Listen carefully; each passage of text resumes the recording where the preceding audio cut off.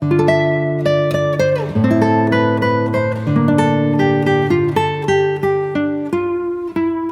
había logrado entender por qué me disparó. Yo era consciente de que teníamos pleitos y de que obviamente había muchas cosas de mí que le desagradaban, pero no concebía que pudiera llegar a ese grado hasta que llegué aquí. En ese momento fue como si hubiera despertado de un sueño. Tenía días que no dormía bien, o más bien que no dormía nada. Simplemente abrí los ojos en la sala, postrado en un sillón viejo color marrón, que fue de mi papá. Posiblemente la única herencia que recibí. Había una especie de neblina en el cuarto, como si se tratara de un sueño, pero estando cierto que más bien recién despertaba. El silencio se vio interrumpido con gritos y sonidos, como si se tratara de un campo de guerra. Estruendos, impactos, gente corriendo. La luz iba y venía impidiéndome fijar la vista en ningún objeto.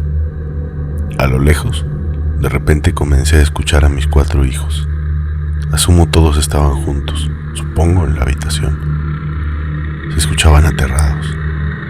Quise protegerlos, pero durante ese lapso me fue imposible moverme, levantarme o emitir sonido alguno.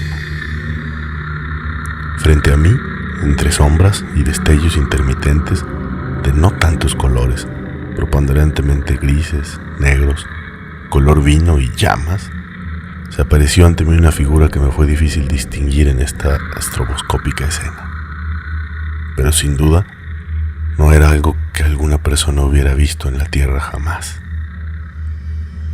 Me sería fácil describirle como un demonio, porque parecía poseer una figura humanoide, de mediana estatura, de complexión delgada, pero aparentemente musculosa y magra, sin ropa, pero sin género, de la que parecían emanar de sus ojos luz y en intervalos oscuridad. Parecía inclusive que el ruido proviniera de ella, pero se perdía en las paredes, imposibilitando asegurarlo totalmente. El pánico que sentí jamás lo había experimentado, pero no temía por mi vida, sino que los gritos de mis hijos cada momento parecían incrementarse más. Pedían auxilio, clamaban por su vida. Podía sentir que inclusive me invocaban, como si no estuviera yo ahí, o no supieran, o no pudieran sentirme.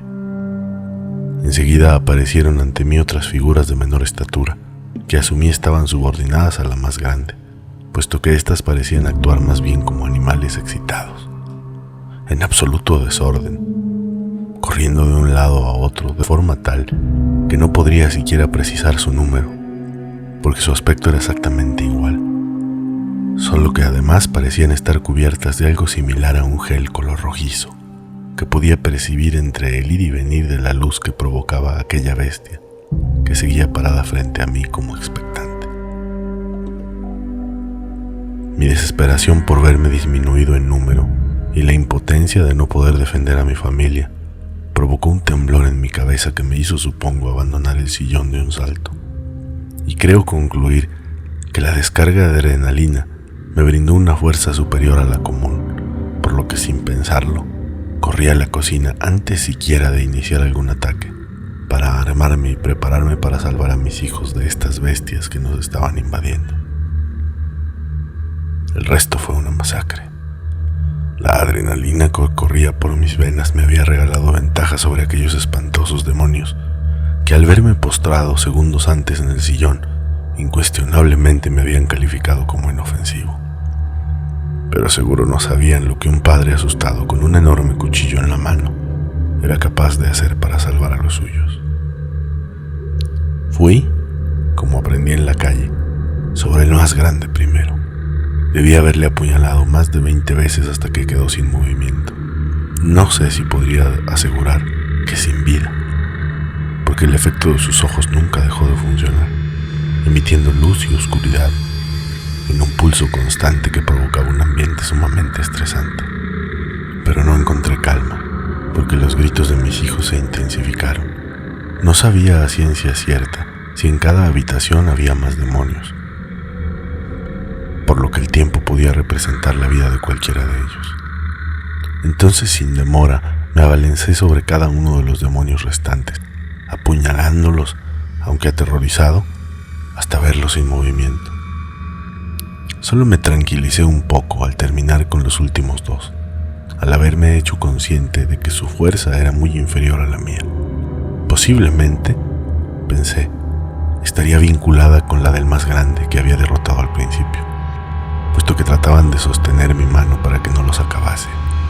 Pero sus intentos eran inútiles, ya que en 2 ocasiones, con la fuerza de mi brazo, hice estampar a uno contra la pared. Parecía de verdad que no pesaran nada, y la fuerza que imprimían era insuficiente para frenar mis arteros movimientos. Pude tomar un respiro cuando acabé con esos demonios, pues en ese momento volvió el silencio, y los gritos de mis hijos se silenciaron también. Corrí a sus habitaciones, pero no estaban, y empecé a escuchar en la calle la voz de mi esposa, que gritaba desesperadamente por ellos. De hecho, salí apresurado cuando escuché que gritaba: ahí están mis hijos. Al acercarme a la puerta para salir, pude finalmente respirar, porque sobre el cristal de la puerta se podía ver las luces de las patrullas, que poco a poco, conforme me acercaba, hacían desaparecer la luz estroboscópica que emanaba de aquel demonio que yacía en la sala. Al abrir la puerta, una fila de oficiales delante de mi esposa apuntaban directo a la casa, y como si el tiempo empezara a ralentizarse, la miré a los ojos con gusto y nostalgia. Me sentí protegido, por saber que había vuelto con ayuda. Me abordó abrumadoramente esa embriagante satisfacción del deber cumplido, cuando para calmarla le grité satisfecho: ya todo está bien, los maté a todos. El tiempo transcurría para mí en esa conmovedora escena, con una lentitud tal que inclusive permitía escuchar el potente latido de mi corazón aún exaltado, entre el miedo y la felicidad de saber que todo había terminado y que, contrario a lo que siempre me ha sido reprochado, esta vez había podido enfrentar una situación de tan alto riesgo y peligrosidad en absoluta sobriedad, como un maldito héroe. Ella arrebató un arma al oficial que tenía enfrente, viendo hacia mí. Se acercó con un paso apresurado, empuñando el arma ante la mirada expectante de los policías. Yo caminé a su encuentro, repitiendo para calmarla: no te preocupes, terminé con ellos. Entonces disparó hacia la casa, sin importarle que yo estuviera en medio. De hecho, casi me pega en la cabeza, un segundo antes de que se abalanzaran todos sobre ella. Pude sentir el metal pasar a 1 centímetro de mi oreja, pero ni siquiera me dio tiempo de moverme o de quejarme, porque sus ojos, de alguna manera, me recordaban el terror que había sentido yo hacía apenas unos minutos. Solo quería calmarla y decirle que ya todo estaba bien. En ese momento me quedé mirando al piso, a donde habían ido a parar mientras la detenían. Les dije que la soltaran. Comencé a gritar desesperado lo que había pasado, a explicarles que había unos demonios en mi casa, que ella solo quería ayudar. Pero cuando volteé señalando el interior de la casa para mostrarles, pude ver la sala. Y en ese momento el tiempo comenzó a correr con su velocidad natural, y entendí lo que había pasado.